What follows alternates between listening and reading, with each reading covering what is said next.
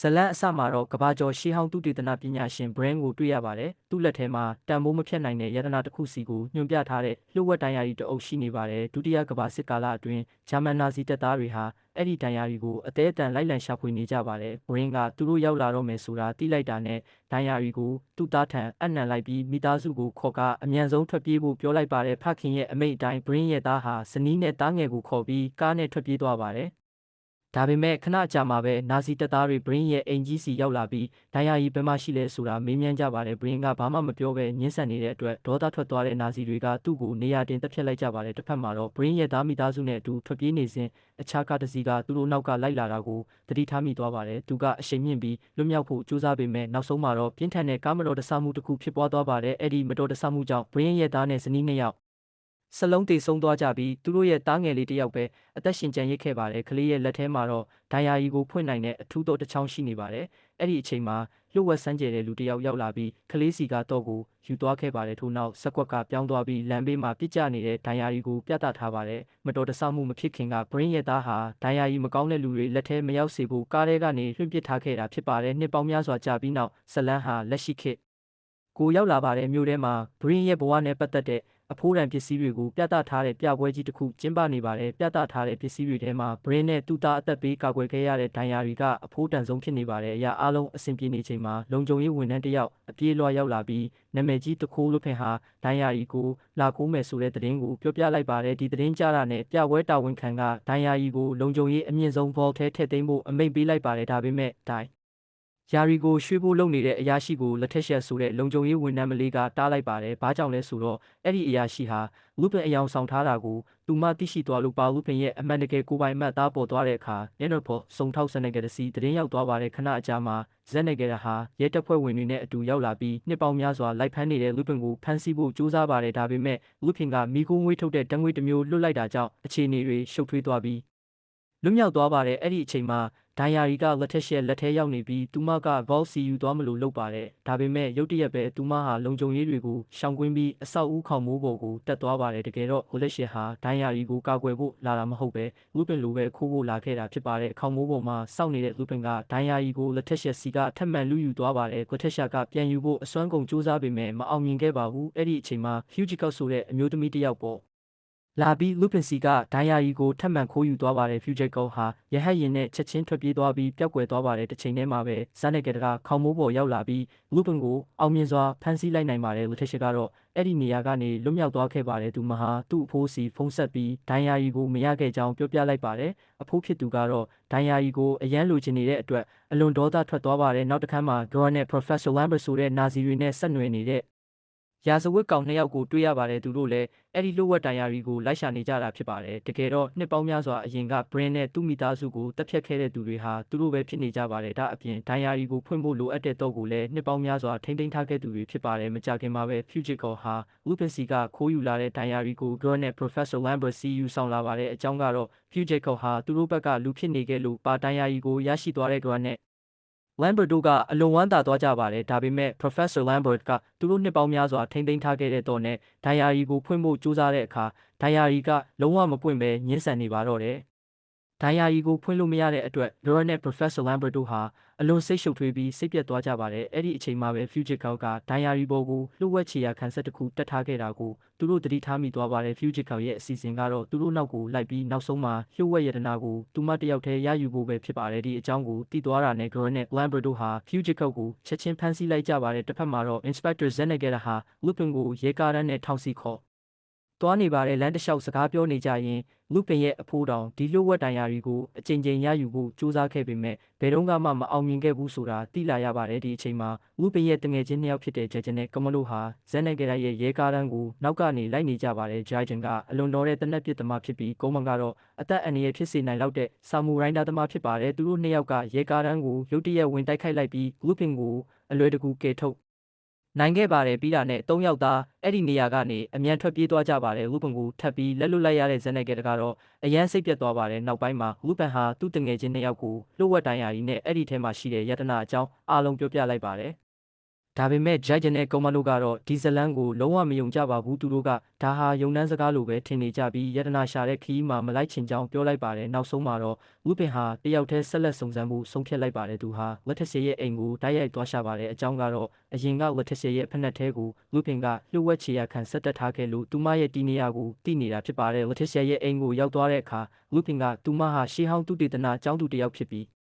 Boston University မှာပညာသင်ကျင်တာကသူမရဲ့အိမ်မက်ဆိုတာသိလိုက်ရပါတယ်ခန်းထဲကိုကြည်ရင်နေရန်ပေါ်မှာကတ်ထားတဲ့ပုံကျမ်းတွေကိုသူတွေ့လိုက်ပါတယ်အဲ့ဒီပုံတွေကဒိုင်ယာရီကိုဖွင့်တဲ့လျှို့ဝှက်တော့ရဲ့ဒီဇိုင်းတွေဖြစ်နေပါတယ်ဒါကိုမြင်ပြီး Lupin အရန်အံ့ဩသွားပါတယ်အကြောင်းကတော့သူ့စီမှာလည်းအဲ့ဒီပုံစံနဲ့တစ်ထပ်တည်းတူတဲ့တော့တစ်ချောင်းရှိနေလို့ပါ Lupin ကတော့ကိုထုတ်ပြလိုက်တဲ့အခါ Letitia လည်းအံ့အားသင့်သွားပါတယ်ချက်ချင်းပဲသူမကသူ့အဖိုးစီဖုန်းဆက်ပြီး Lupin စီမှာသူတို့နှစ်ပေါင်းများစွာရှာနေတဲ့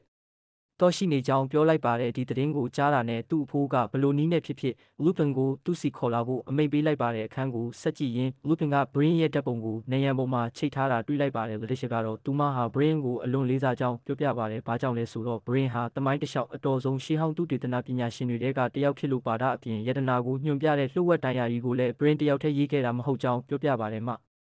ှအတန်းတွေအရ Brain ဟာအရန်ရင်းနှီးတဲ့တငယ်ချင်းတစ်ယောက်နဲ့အတူရေးသားခဲ့တာဖြစ်ပါတယ်ဒါပေမဲ့အဲ့ဒီလျှို့ဝှက်လူကဘယ်သူလဲဆိုတာကိုတော့ယနေ့အချိန်ထိဘယ်သူမှမသိနိုင်သေးပါဘူး Letitia ကသူမရဲ့ရည်မှန်းချက်ဟာဒိုင်ယာရီရဲ့လျှို့ဝှက်ချက်ကိုဖော်ထုတ်ပြီးဒဏ္ဍာရီလာယတနာကိုရှာဖွေချင်တာဖြစ်ကြောင်း Lupin ကိုပြောလိုက်ပါတယ်လျှို့ဝှက်ချက်တွေကိုဖော်ထုတ်ရတာ Lupin အကြိုက်ဆုံးစွန့်စားခန်းဖြစ်တာကြောင့်သူလည်း Letitia ကိုကူညီဖို့သဘောတူလိုက်ပါတယ်တိတ်မကြခင်မှာပဲသူတို့နှစ်ယောက်ဒိုင်ယာရီကိုပြန်ယူဖို့အတူ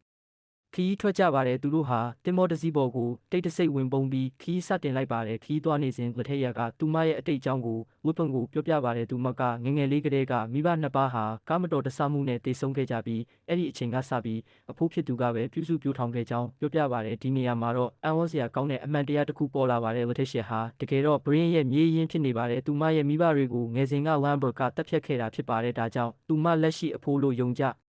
ဒီနေတဲ့သူဟာတကယ်တော့အဖိုးစစ်မဟုတ်ပါဘူး Brain ကတော့နှစ်ပေါင်းများစွာကတည်းကတေဆုံးသွားခဲ့ပြီးဖြစ်ပါတယ်ခဏအကြာမှာတော့အနီးအနားကိုလေရင်တစည်းဆင်းသက်လာပါတယ် Letitia ကအဲ့ဒီလေရင်ကိုညွှန်ပြပြီးသူတို့ရှာနေတဲ့ဒိုင်ယာရီဟာအဲ့ဒီလေရင်ပေါ်မှာရှိနေကြောင်းပြောလိုက်ပါတယ်သူတို့နှစ်ယောက်လည်းလေရင်ပေါ်ကိုတိတ်တဆိတ်ဝင်ရောက်သွားကြပါတယ်နောက်ဆုံးမှာတော့ Professor Lambert ကစာအုပ်တွေကြားထဲမှာလျှို့ဝှက်ဖွက်ထားတဲ့ဒိုင်ယာရီကိုတွေ့သွားကြပါတယ်ဒိုင်ယာရီကိုတွေ့ပြီးတဲ့နောက် Lupin နဲ့ Letitia တို့ဟာစာအုပ်စင်ဘက်ကိုတိတ်တဆိတ်သွားလိုက်ကြပါတယ် Lupin ကသူ့ရဲ့အမခန်တော်ဖွင့်ကျွမ်းကျင်မှုကိုအသုံးပြုပြီး Lambert ဖွက်ထားတဲ့တစ်တာကိုအလွယ်တကူဖွင့်လိုက်ပါတယ်နောက်ဆုံးမှာဒိုင်ယာရီကိုပြန်ရသွားပြီးဘယ်သူမှမသိခင်အမြန်ထွက်ပြေးသွားကြပါတယ်နောက်ပိုင်းမှာ Lupin ကသူ့စီမှာရှိတဲ့တော့နဲ့ဒိုင်ယာရီကိုဖွင့်ဖို့ကြိုးစားပေမဲ့ဘာမှမဖြစ်ပါဘူးမကြခင်မှာသူကဒီဒိုင်ယာရီကိုဖွင့်ဖို့တော့တစ်ချောင်းနဲ့မရပဲလျှို့ဝှက်စကားဝတ်တစ်ခုပါလိုအပ်ကြောင်းသဘောပေါက်သွားပါတယ်တဲလွန်စတွေကိုအချိန်ယူလေ့လာပြီးနောက်Lupin ဟာနောက်ဆုံးမှာမှန်ကန်တဲ့စကားဝတ်ကိုရှာတွေ့ပြီးဒိုင်ယာရီကိုအောင်မြင်စွာဖွင့်နိုင်ခဲ့ပါတယ်ဒါကိုမြင်တဲ့ Letitia ကအယံအံ့ဩသွားပြီးဘယ်စကားဝတ်ကိုသုံးလိုက်တာလဲလို့မေးလိုက်ပါတယ်ဒါပေမဲ့ Lupin ကပြုံးယုံတာပြုံးပြီးအဖြေကိုမပြောခဲ့ပါဘူးအချိန်တန်တဲ့အခါမှပြောပြမယ်လို့ပဲဆိုလိုက်ပါတယ်ဒိုင်ယာရီကိုဖွင့်ပြီးတဲ့နောက် Lupin နဲ့ Letitia တို့ဟာမထင်မှတ်ထားတဲ့အမှန်တရားတစ်ခုကိုတွေ့လိုက်ရပါတယ်ဒိုင်ယာရီထဲမှာယတနာမြေပုံလုံးဝမပါပဲရှေးဟောင်းယဉ်ကျေးမှုတစ်ခုကလူသားတွေကိုပေးခဲ့တယ်လို့ဆိုထားတဲ့လျှို့ဝှက်ဆက်ပစ္စည်းတစ်ခုအကြောင်းကိုသာဖော်ပြထားပါတယ်မှတ်တမ်းအရအဲ့ဒီဆက်ပစ္စည်းဟာမက္ကဆီကိုနိုင်ငံကလူသူကင်းမဲ့တဲ့တောင်ကြားတစ်ခုထဲမှာဝတ်ထားပါတယ်ဒါပေမဲ့အဲ့ဒီနေရာကိုရောက်ဖို့တော့မလွယ်ပါဘူးဆက်ပစ္စည်းရှိတဲ့နေရာကိုမရောက်ခင်အသက်အန္တရာယ်ရှိတဲ့1063ခုကိုအရင်ကြော်ဖြတ်ရမှာဖြစ်ပြီးအမှားတစ်ချက်လုံးမိုံနဲ့အသက်ဆုံးရှုံးသွားနိုင်ပါတယ် Lupin နဲ့ Letitia တို့ဟာနောက်ဆုံးမှာလျှို့ဝှက်ဆက်ပစ္စည်းရှိတဲ့နေရာကိုတည်သွားပြီးဖြစ်တာကြောင့်အရာအလုံးအစီအစဉ်တိုင်းဖြစ်နေတယ်လို့ထင်ရပါတယ်ဒါပေမဲ့ရုတ်တရက် Letitia ကတနက်ကို Lupin ဘက်ချိန်လိုက်ပါတယ်သူမကခလုတ်ကိုဆွဲလိုက်ပေမဲ့ကြီးမထွက်လာတဲ့အတွက်အယံအံ့ဩသွားပါတယ်တကယ်တော့ Lupin ဟာ Letitia က Lambert အတွက်လျှို့ဝှက်အလုပ်လုပ်နေတယ်ဆိုတာအစောကြီးကတည်းကသိထားပြီးသားဖြစ်ပါတယ် Letitia က Lupin အနားမှာနေခဲ့တာဟာဒိုင်ယာရီကိုဖွင့်နိုင်ဖို့သူ့အကူအညီလိုအပ်နေလို့သာဖြစ်ပြီးအချိန်တန်ရင်သူ့ကိုတစ္ဆာဖောက်နိုင်တယ်ဆိုတာကိုလည်း Lupin ကြိုသိထားခဲ့ပါတယ်ဒါကြောင့် Lupin က Letitia မသိအောင်သူမရဲ့တနက်ထဲကကြီးအားလုံးကိုကြိုပြီးထုတ်ထားခဲ့တာဖြစ်ပါတယ်ခဏအကြာမှာတော့ Professor Lambert ဟာ Joran နဲ့လက်နက်ကင်အဆောင်များကြီးကိုခေါ်ပြီးရောက်လာပါတယ် Lupin လည်းချက်ချင်းဖမ်းဆီးခံလိုက်ရပါတယ်ဒီအချိန်မှာပဲ Lupin ဟာအမှန်တရားတစ်ခုကိုသိလိုက်ရပါတယ် Letitia ကသူမရဲ့အဖိုးလို့ယုံကြည်နေတဲ့သူဟာတကယ်တော့ Lambert ပဲဖြစ်နေပါတယ် Lambert ဟာ Boston University တက်ခွင့်ရအောင်ကူညီပေးမယ်ဆိုတဲ့ကတိနဲ့ Letitia ကိုလှည့်စားပြီးသူလိုချင်တာတွေလုပ်ခိုင်းနေခဲ့တာဖြစ်ပါတယ် Letitia ကသူမရဲ့အိမ်မက်ဖြစ်တဲ့ Boston University အကြောင်းပြောလိုက်တဲ့အခါLambert ကစိတ်တူသွားပါတယ်သူ့အတွက်အခုချိန်မှာ အရေးကြီးဆုံးကလှုပ်ဝက်ဆက်ပစ္စည်းကိုရဖို့ပဲဖြစ်ပါတယ်တိတ်မကြခင်ကိုလည်းရောက်လာပါတယ်ဘယ်လိုပဲကလည်းအဲ့ဒီဆက်ပစ္စည်းကိုသူတယောက်တည်းရယူချင်နေပါတယ်နောက်တစ်ခါမှတော့ကျိုးတုပ်ပြီးဖမ်းထားခံရတဲ့ future ကောက်ကိုတွေ့ရပါတယ်အဆောက်တချို့အနားရောက်လာတာနဲ့ future ကောက်ကသူတို့ကိုရုတ်တရက်တိုက်ခိုက်ပြီးကျိုးတွေကိုဖြေကာလွတ်မြောက်သွားပါတယ်ပြီးတော့လေရင်အသေးတစည်းကိုခိုးယူပြီးချက်ချင်းပြန်တန်းထွက်ခွာသွားပါတယ်တစ်ဖက်မှာတော့လူပင်လေတနည်းနဲ့သူ့ကိုယ်သူလွတ်မြောက်အောင်လုပ်နိုင်ခဲ့ပါတယ်အနီးအနားမှာပုံနေရင်ဂေါ်နဲ့လမ်ဘရဒိုရဲ့စကားပြောတံကိုကြားလိုက်ရပါတယ်အဲ့ဒီအချိန်မှာပဲလူပင်ဟာတုံလို့ဆရာအမှန်တရားကိုသိလိုက်ရပါတယ်သူတို့ရှာနေတဲ့ပစ္စည်းဟာစွမ်းရင်ထုတ်ပေးတဲ့စက်မဟုတ်ပဲအလွန်အင်အားကြီးတဲ့လက်နက်တစ်ခုဖြစ်နေပါတယ်ဂေါ်နဲ့လမ်ဘရဒိုကအဲ့ဒီလက်နက်ကိုရယူပြီးမော်လမျိုးကြဆုံးပြီးနောက်အသက်ရှင်နေသေးတယ်လို့ယုံကြည်ထားတဲ့တတော်ဖဲလိုစီအပ်ပေးခြင်းနေကြတာဖြစ်ပါတယ်လက်ထက်ရှင်လည်းဒီစကားတွေကိုအကုန်ကြားလိုက်ရပါတယ်အဲ့ဒီအချိန်မှာပဲလမ်ဘာနဲ့ဂျော်ဒိုဟာနာဇီအယူဝါဒကိုထောက်ခံနေတဲ့သူတွေဆိုတာသူမှသဘောပေါက်သွားပါတယ်ဒီအမှန်တရားကလက်ထက်ရှာကိုအရန်စိတ်ထိခိုက်သွားစေပါတယ်သူမကလမ်ဘာကိုနာဇီတွေကိုစက်မကူညီဖို့တောင်းပန်ပြီးသူတို့ကြောင့်ကဘာကြီးမှာပျက်စီးမှုနဲ့ဒုက္ခတွေဖြစ်ခဲ့တယ်လို့ပြောပြပါတယ်ဒါပေမဲ့ဂရော့ကတော့လုံးဝနားမထောင်ပါဘူးသူကလက်ထက်ရှာကိုတိုက်ခိုက်ပြီးတတိလစ်သွားအောင်လုပ်လိုက်ပါတယ်သူတို့အတွက်လက်ထက်ရှာဟာအခုချိန်မှာအတုံးမဝင်တော့ပါဘူးဒိုင်ယာရီကိုလည်းရပြီးသွားပြီဖြစ်တယ်လို့လိုအပ်ဒါအားလုံးလည်းရထားပြီးဖြစ်ပါတယ်ဂရကာလမ်ဘာကိုလက်ထက်ရှာကိုရှင်းပြသင့်ပြီလို့ပြောလိုက်ပါတယ်လမ်ဘာကလက်ထက်ဆရာရဲ့အဖိုးအရင်မဟုတ်ပေမဲ့သူမကိုတကယ်ဂရုစိုက်နေပါတယ်ဒါကြောင့်အခုချက်ချင်းမတက်တင်သေးဘူးနောက်ပိုင်းအသုံးဝင်နိုင်သေးတယ်လို့ပြောပါတယ်ဒါပေမဲ့ဂရကာဘာမှနားမထောင်ပါဘူးသူကလက်ထက်ရှာကိုလေရင်ပေါ်ကနေချက်ချင်းပစ်ချလိုက်ပါတယ်ဒီအဖြစ်အပျက်ကိုပုံကြည့်နေတဲ့လူပုံကမြင်လိုက်တာနဲ့တစ်စက္ကန့်တောင်မစင်စားပဲလက်ထက်ရှာကိုကယ်ဖို့သူမနောက်ကခုန်ချလိုက်ပါတယ်သူတို့မြေပြင်ကိုကျတော့မဲ့အချိန်မှာ Fujico ဟာလေရင်အသေးနဲ့ရောက်လာပြီးသူတို့နှစ်ယောက်ကိုကယ်တင်လိုက်ပါတယ် Fujico တယောက်တည်းလာတာတော့မဟုတ်ပါဘူး Judge နဲ့ကောမန်ကိုပါအတူခေါ်လာခဲ့ပါတယ်အတွက်ကတော့သူတို့အားလုံးကိုတက်ပစ်ဖို့ချက်ချင်းတိုက်ခိုက်လိုက်ပါတယ်တိုက်ပွဲအတွင်း Fujico ရဲ့လေရင်လည်းပြစ်ကျသွားပါတယ်ကံကောင်းစွာနဲ့လူပင်ရဲ့တငယ်ချင်းတွေအကူအညီကြောင့်အားလုံးမြေပြင်ပေါ်ကိုအသက်ရှင်လျက်ရောက်လာနိုင်ခဲ့ပါတယ်ဒါပေမဲ့ Dora ကလက်မလျှော့သေးပါဘူးသူပြန်လာပြီးသူတို့စီးနေတဲ့ရင်ကိုပောက်ကွဲမှုကြဒီတစ်ခုနဲ့ဖြတ်စည်းပြီးအဲ့ဒီနေရာကနေထွက်သွားပါတယ်အခုဆိုရင်လူပလက်ထက်ရှိ Fujico ဂျိုင်ဂျန်နဲ့ကွန်မန်ဒိုဟာတဲကန်နာရအလယ်မှာတဲယူပို့ဆောင်ရေးဘာမှမရှိဘဲပိတ်မိနေကြပါတယ်ဒီအခြေအနေကနေလွတ်ဖို့လူပန်ကအကြံကောင်းတစ်ခုထုတ်လိုက်ပါတယ်သူဟာ Inspector Zenegata ကိုဆက်သွယ်ပြီးသူတို့ရဲ့ဒီနေရာကိုလှုပ်ဝက်စွာပြောပြလိုက်ပါတယ်လူပန်ဘယ်မှာရှိလဲသိတာနဲ့ Zenegata က Interpolရဟတ်ရင်နဲ့ရဲတပ်ဖွဲ့ဝင်တွေကိုခေါ်ပြီးအမြန်ရောက်လာပါတယ်သူရဲ့နှစ်ရှည်လာများရန်ဘတ်လူပင်ကိုဒီတစ်ခါတော့ဖမ်းမယ်လို့ဆုံးဖြတ်ထားတာဖြစ်ပါတယ်ရဟတ်ရင်ဆင်းလာတာနဲ့လူပင်ကလူတိုင်းကိုလှည့်စားပြီးရဟတ်ရင်ကိုခိုးယူကာသူ့တငယ်ချင်းတွေနဲ့ထွက်ပြေးဖို့ကြိုးစားပါတယ်ဒါပေမဲ့ဇန်နယ်ဂယ်ကလူပင်ကျောင်းကိုကောင်းကောင်းသိထားတဲ့သူဖြစ်ပါတယ်လူပင်ကဒိုင်ယာရီကိုဖွင့်ဖို့အသုံးပြုခဲ့တဲ့စကားဝက်ဟာတခြားဘာမှမဟုတ်ပဲလက်ထက်ရှာရဲ့နာမည်ပဲဖြစ်နေပါတယ်သူမရဲ့မိသားစုအမှန်တရားကိုသိလိုက်ရတဲ့လက်ရှာကဝမ်းတာမှုနဲ့စိတ်လှုပ်ရှားမှုတွေပြည့်သွားပါတယ်အဲ့ဒီနောက်လူပင်ကနောက်ထပ်လှုပ်ဝက်ချက်တစ်ခုကိုပြောပြလိုက်ပါတယ်လူတိုင်းသတိမထားမိတဲ့အချိန်မှာဒိုင်ယာရီကိုသူတိတ်တဆိတ်ပြန်ခိုးယူခဲ့တာဖြစ်ပြီးအခုချိန်မှာဒိုင်ယာရီဟာသူ့လက်ထဲမှာပဲပြန်ရှိနေပြီလို့ဆိုပါတယ်လူပင်ကဒိုင်ယာရီကိုတေချာပြန်ကြည့်ရင်ထူးခြားတဲ့အမှတ်အသားတစ်ခုကိုသတိထားမိသွားပါတဲဒိုင်ယာရီရဲ့ဒီဇိုင်းထဲမှာသူတို့မိသားစုရဲ့တင်ကေတာဖြစ်တဲ့စာလုံးကိုဖွက်ထားတာတွေ့လိုက်ရပါတယ်အဲ့ဒီအချိန်မှာပဲလူပင်ဟာအရေးကြီးတဲ့အမှန်တရားတစ်ခုကိုသဘောပေါက်သွားပါတယ်ဘရင်းနဲ့အတူဒီဒိုင်ယာရီကိုဖန်တီးခဲ့တဲ့လျှို့ဝှက်အဖို့ဆိုတာလူပင်ရဲ့အဖို့ပဲဖြစ်နိုင်တယ်လို့သူယုံကြည်သွားပါတယ်ဒါကြောင့်လေလူပင်ရဲ့အဖို့ကဒီဒိုင်ယာရီကိုနှစ်ပေါင်းများစွာအသေးအတန်လိုက်ရှာနေခဲ့တာဖြစ်ပါတယ်နောက်တစ်ခါမှာတော့လမ်ဘာနဲ့ဂျိုဒိုဟာသူတို့ရဲ့လူတွေနဲ့အတူမက္ကဆီကိုနိုင်ငံကတောင်ကြားနက်နက်တဲ့ခုထဲမှာရှိတဲ့လှုပ်ဝက်ကူစီရောက်လာကြပါတယ်ဒိုင်ယာရီကအင်အားကြီးလက်နက်ဟာအဲ့ဒီကူထဲမှာဝက်ထားတာဖြစ်ပါတယ်ဒါပေမဲ့အဲ့ဒီကူဟာလှုပ်ဝက်ဆန်းကျယ်ပြီးအလွန်အနေအများတဲ့နေရာတစ်ခုဖြစ်နေပါတယ်အခြေအနေကိုစမ်းသပ်ဖို့လမ်ဘကသူ့လူတယောက်ကိုအရင်ဝင်ခိုင်းလိုက်ပါတယ်အဲ့ဒီလူကူထဲကိုဝင်လိုက်တာနဲ့မမြင်နိုင်တဲ့ဆွမ်းအားတစ်ခုကသူ့ကိုချက်ချင်းတက်ပစ်လိုက်ပါတယ်ဒီမြင်ကွင်းကိုမြင်လိုက်ရတဲ့လမ်ဘနဲ့ဒိုဒိုကဒိုင်ယာရီမရှိပဲဒီကူရဲ့ကာကွယ်ရေးစနစ်ကိုကြော်ဖြတ်ဖို့မဖြစ်နိုင်ဘူးဆိုတာသဘောပေါက်သွားပါတဲတာကြောင့်သူတို့ဟာယာယီပြန်ဆုတ်ပြီးဒိုင်ယာရီကိုအရင်ပြန်ရယူဖို့ဆုံးဖြတ်လိုက်ပါတယ်သူတို့ထွက်သွားပြီးနောက်လူဖင်နဲ့သူ့တငယ်ချင်းတွေဟာဂူဝင်ပေါက်ကိုရောက်လာကြပါတယ်ဒိုင်ယာရီကိုလက်ညွန်အဖြစ်အသုံးပြုပြီးပထမဆုံးထောင်ချောက်ကိုကျော်ဖြတ်နိုင်မဲ့နီလန်းကိုစတင်ရှာဖွေကြပါတယ်ကူကအလွန်အနေရများတာကိုသိထားတဲ့အတွက်သူတို့ဟာဒိုင်ယာရီထဲကညွှန်ကြားချက်တွေကိုတေချာဖတ်ပြီးမှရှင်းဆက်ကြပါတယ်ဒိုင်ယာရီထဲမှာမျက်လုံးတစ်လုံးအတွက်မျက်လုံးတစ်လုံးဆိုတဲ့တဲလွန်ဆောက်ကိုတွေးလိုက်ရပါတယ်ဂူဝင်ပေါက်အနားမှာမျက်လုံးတစ်ဖက်ပြောက်နေတဲ့ဘီလူရုပ်တုကြီးတစ်ခုရှိနေပါတယ်။နံရံပက်ပက်လည်မှာတော့မျက်လုံးနဲ့တူတဲ့အလင်းရောင်ထွက်နေတဲ့စက်လုံးများစွာရှိနေပါတယ်။လူပင်ကအဲ့ဒီစက်လုံးတွေကတစ်လုံးဟာရုပ်တုရဲ့ပြောက်နေတဲ့မျက်လုံးနေရာမှာထည့်ရမယ့်ဟာဖြစ်ကြောင်းချက်ချင်းသဘောပေါက်သွားပါတယ်။သူတို့စက်လုံးတွေအနာရောက်သွားတဲ့အခါအဲ့ဒါတွေဟာတာမန်ပစ္စည်းတွေမဟုတ်ဘူးဆိုတာသိလိုက်ရပါတယ်။အဲ့ဒီစက်လုံးတွေဟာဆွဲငင်အားထိန်ချုပ်တဲ့အလွန်အားကောင်းတဲ့စက်ပစ္စည်းတွေဖြစ်နေပါတယ်။လူပင်နဲ့သူ့တငယ်ချင်းတွေအားလုံးပူးပေါင်းပြ မှန်ကန်တဲ့စက်လုံးကိုရုပ်တုရဲ့မျက်လုံးနေရာမှာထည့်လိုက်နိုင်ပါတယ်ပျောက်နေတဲ့မျက်လုံးပြန်ပြည့်သွားတာနဲ့ပထမထောင်ချောက်လဲချက်ချင်းရပ်တန့်သွားပါတယ်သူတို့အားလုံးဘေးကင်းစွာနဲ့ဂူအတွင်းပိုင်းကိုဆက်လက်ဝင်ရောက်သွားကြပါတယ်ဒုတိယထောင်ချောက်ကတော့ပိုပြီးထူးဆန်းနေပါတယ်အလင်းရောင်ထွက်နေတဲ့အမှုန်သေးသေးလေးတွေကရုတ်တရက်သူတို့ကိုတိုက်ခိုက်လာပါတယ်အဲ့ဒီအမှုန်တွေဟာအားကောင်းတဲ့အစုအဝေးတွေဖြစ်ပေါင်းစည်းပြီးရှေ့ဆက်နိုင်တဲ့လမ်းအားလုံးကိုပိတ်ဆို့ထားပါတယ်ဒီထောင်ချောက်ကိုကျော်ဖြတ်ဖို့မဖြစ်နိုင်တယ်လို့တောင်ထင်ရပါတယ်လူဖန်ကတေချာလိလာကြည့်ပြီးနောက်အဲ့ဒီအမုံတွေဟာကြွေကျလာတဲ့ဥက္ကပြန်အပိုင်းအစတွေဖြစ်ကြောင်းသဘောပေါက်သွားပါတယ်။ဒိုင်ယာရီအရဥက္ကခဲတစ်ခုသာအဲ့ဒီအမုံတွေကိုဆွဲယူပြီးလမ်းကြောင်းပြောင်းနိုင်ပါတယ်။အဲ့ဒီအချိန်မှာဥဖင်ကကုန်းမရဲ့တံမိုးထားတဲ့ဓာတ်ထဲမှာဥက္ကခဲတတူပါဝင်နေတာကိုတတိယလိုက်ပါတယ်။ဒါကြောင့်ကုန်းမကိုအဲ့ဒီဓာတ်နဲ့အမုံတွေကိုဆွဲခေါ်ပြီးလုံခြုံတဲ့လမ်းဖန်တီးပေးဖို့တောင်းဆိုလိုက်ပါတယ်။အစပိုင်းမှာတော့ကုန်းမကသူ့ကြိုက်ဆုံးဓာတ်ပျက်စီးသွားမှစိုးရိမ်တဲ့အတွက်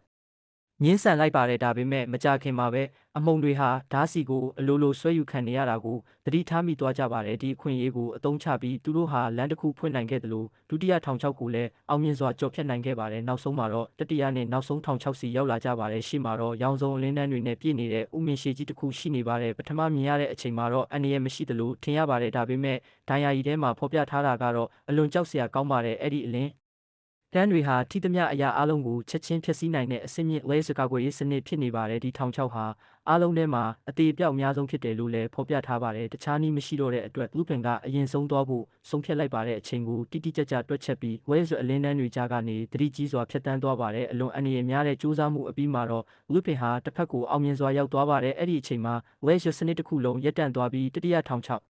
်တာမကဂူရဲ့ကာကွယ်ရေးစနစ်အားလုံးပါပိတ်သွားပါတယ်နောက်ဆုံးမှာတော့လူတိုင်းလိုက်ရှာနေတဲ့လှုပ်ဝက်လက်နက်ကြီးဟာလူပင်ရှိမှပေါ်လာပါတယ်ဒါဟာလူတိုင်းအသက်ပေးပြီးရှာဖွေနေတဲ့ရှေးဟောင်းဆက်ပစ္စည်းပဲဖြစ်ပါတယ်ဒါပေမဲ့လူပင်ကတေချာမကြည့်ရသေးခင်မှာပဲလမ်ဘော်ဒိုနဲ့သူတို့ရဲ့လူတွေရုတ်တရက်ပေါ်လာကြပါတယ်လူပင်နဲ့သူ့အဖွဲ့ဟာချက်ချင်းဝိုင်းဖန်ခံလိုက်ရပါတယ်တကယ်တော့လမ်ဘော်ဟာအဲ့ဒီနေရာကတကယ်ပြန်မသွားခဲ့ပါဘူးပြန်ဆုတ်သွားတယ်လို့ဟန်ဆောင်ခဲ့တာဟာသူ့ရဲ့အစီအစဉ်တစ်ခုဖြစ်ပါတယ်လူပနောက်ကိုသာလိုက်သွားရင်လူပနိုကထောင်ချောက်အားလုံးကိုသူ့အစားရှင်းပေးမယ်ဆိုတာလမ်ဘာကြိုးတွက်ထားခဲ့တာဖြစ်ပါတယ်အခုတော့လူပနိုရဲ့စူးစမ်းမှုကြောင့်လမ်ဘာဟာသူ့လူတယောက်မှမစွန့်စားပဲလှုပ်ဝက်လက်နက်ရှိတဲ့နေရာကိုရောက်လာနိုင်ခဲ့ပါတယ်လမ်ဘာဟာဒရောနဲ့လက်ထက်ရှာကိုခေါ်ပြီးလက်နက်ရှိတဲ့နေရာစီလာပါတယ်ပြီးတော့စက်ပစ္စည်းကိုအသက်သွင်းဖို့ဒိုင်ယာရီကိုတောင်းလိုက်ပါတယ်ဒါပေမဲ့လက်ထက်ရှာကညှင်းဆန်လိုက်ပါတယ်သူမဟာအမှန်တရားအားလုံးကိုသိပြီးဖြစ်ကြောင်းလမ်ဘာဟာသူမရဲ့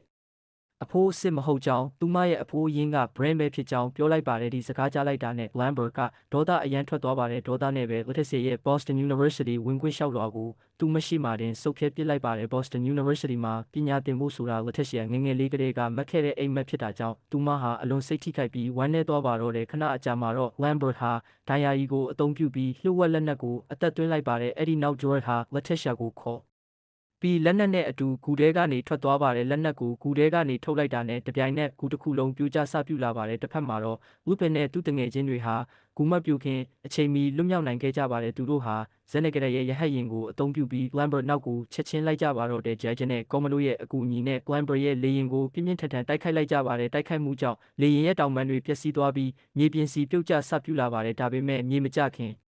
Lambert ကလက်နက်ရဲ့စွမ်းအားကိုအသုံးပြုပြီးကြောက်တလင်းတောင်ပန်အသစ်တွေဖန်တီးလိုက်ပါတယ်။အဲ့ဒီတောင်ပန်တွေကပျက်စီးသွားတဲ့တောင်ပန်တွေစားအလုတ်လုတ်ပေးတာကြောင့်လေရင်ဟာပြန်လည်တည်ငြိမ်သွားပြီးကောင်းကင်ဘုံကိုထပ်မံပြန်တန်းနိုင်ခဲ့ပါတယ်။ Lambert က Torah ကိုဒီလက်နက်ရဲ့အကြောက်မက်ဖွယ်အစွမ်းကြောင်းရှင်းပြလိုက်ပါတယ်။ဒီလက်နက်ရဲ့အမြင့်ဆုံးစွမ်းရည်က Black Hole တစ်ခုဖန်တီးနိုင်တာပဲဖြစ်ပါတယ်။အဲ့ဒီ Black Hole ရဲ့စွဲငင်အားဟာအလွန်ကြီးမားပြီးအနီးအနားမှာရှိတဲ့အရာအလုံးကိုစုပ်ယူကာလုံးဝပျောက်ကွယ်သွာ